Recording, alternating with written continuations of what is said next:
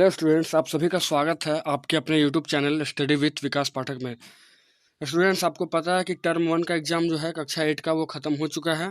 Term one का exam जो है वो ख़त्म हो चुका है 10 मई को ही। तो अब टर्म वन के पीछे आप लोग को ज़्यादा पागल नहीं होना है दोस्तों, ठीक है। अब आपको टर्म टू के बारे में भी सोचना है, क्योंकि टर्म टू जो है वो काफ़ी ज़्यादा हार्ड होने वाला है आप लोग के लिए, क्योंकि इसमें आपको सब्जेक्टिव लिखना भी पड़ेगा। टर्म वन में तो आप किसी तरह जैसे तैसे करके आप ऑब्जेक्टिव इसको सही मार चुके हैं, ठीक ठीक है। लेकिन सब्जेक्टिव में आपको कोई बताने वाला भी नहीं रहेगा अच्छा से। और इसमें क्या है कि आपको सारा सब्जेक्ट का आंसर लिखना पड़ेगा दोस्तों, ठीक है। हो सकता है कि कुछ कुछ ऑब्जेक्टिव रहे, लेकिन सारा का आंसर आपको लिखना पड़ेगा पूरा सब्जेक्टिव रूप में। तो देखिए, इसी के क्रम में जो टर्म टू का जो सिलेबस है, आज मैं सबसे पहले मैं सिलेबस दिखा रहा हूँ आप सभी को। उसके बाद जो सिलेबस है उसके अकॉर्डिंग मैं पूरा तैयारी कराऊंगा आप सभी को 1 महीने के अंदर, ठीक है। 1 महीने के अंदर लगभग सारे सब्जेक्ट का मैं कोशिश करूंगा कि आप सभी को एक अच्छे से नोट्स उपलब्ध हो और अच्छे से आपको गाइड किया जाएगा। तो चलिए देखते हैं सबसे पहले इसका सिलेबस क्या है टर्म टू का। तो टर्म वन का सिलेबस मैंने बता दिया था ऑलरेडी आपको इसी चैनल पे, लेकिन आज जो है टर्म टू का सिलेबस देखेंगे, ठीक है। तो चलिए सबसे पहले देखते हैं।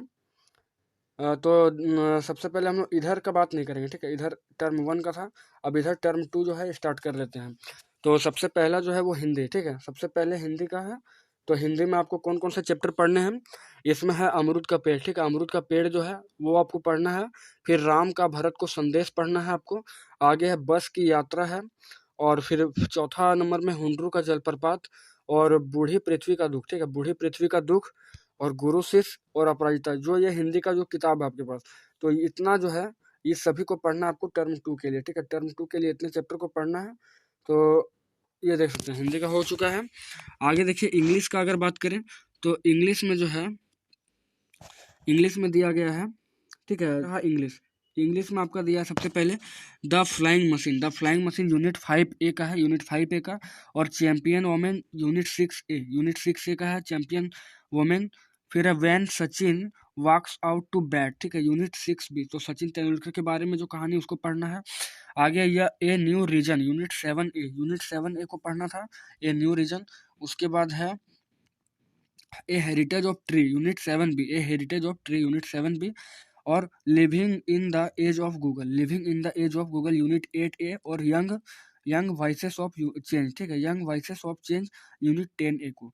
तो इतना जो है वो इंग्लिश के लिए पढ़ना है। आगे जो है आगे देखिए आप मैथ में आपको पढ़ना है इतना चैप्टर, ठीक है। मैथ में पढ़ना आपको सबसे पहले गुणनखंड फैक्टोरिज्म पढ़ना है। उसके बाद एक चर वाले रैखिक समीकरण है। फिर राशियों की तुलना जो चैप्टर दिया है उसमें है। फिर चतुर्भुजों के संबंध, ठीक है, क्वाड्रिलेटरल और प्रायोगिक ज्यामिति और त्रिमितीय आकृति का क्षेत्रफल। इतने चैप्टर जो है वो आपको पढ़ना है टर्म टू के लिए गणित में। आगे साइंस में अगर देखें तो साइंस में आपके पास दिया गया है, ठीक है, साइंस।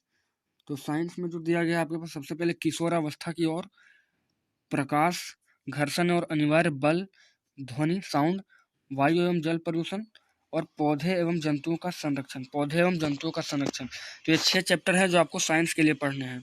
और सभी इसमें आपको क्या सभी जो है वो कुछ कुछ ऑब्जेक्टिव रहेगा, बाकी सारा सब्जेक्टिव आपको लिखना पड़ेगा। चलिए आगे जो है वो देखेंगे हम लोग सामाजिक विज्ञान, ठीक है, सोशल साइंस का। इधर तो कोई मतलब है नहीं क्योंकि टर्म वन के लिए था, लेकिन अगर जो टर्म वन में थोड़ा मोड़ा भी पढ़े हैं तो उसको रिवाइज जरूर कर लीजिएगा। हो सकता है बाई चांस कभी क्वेश्चन पड़ जाए जैक की तरफ से, क्योंकि जैक जो है पागल है थोड़ा, ठीक है। तो देखिए term two social science, social science में जो है सबसे पहले है शिल्प और उद्योग, हिस्ट्री का, ठीक है, शिल्प और उद्योग।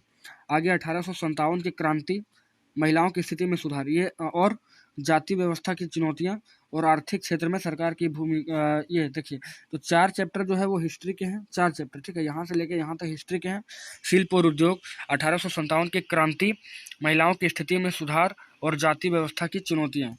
आगे अगर देखें तो पॉलिटिकल साइंस है, पॉलिटिकल साइंस राजनीति विज्ञान में जो है इसमें 2 चैप्टर दिया गया है, आर्थिक क्षेत्र में सरकार की भूमिका क्या है और सामाजिक समस्याएं, ठीक है, सोशल जो प्रॉब्लम्स हैं वो दिया गया है।